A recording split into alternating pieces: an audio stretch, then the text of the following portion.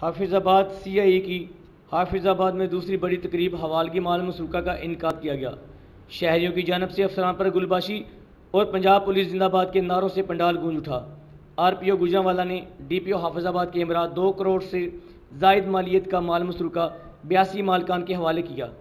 مال مسروقہ 11 ڈکیت gang سمیت 90 چوروں ڈکیتوں سے برآمد کیا گیا۔ مال مسروقہ میں 40 لاکھ نقدی، طلائی زیورات، 26 بھینسیں، 4 گائیں، 2 ٹرک، 12 موٹر سائیکل شامل ہیں۔ ملزمان کے خلاف ضلع بھر میں سنگین جرائم کے 80 سے زائد مقدمات درج ہیں۔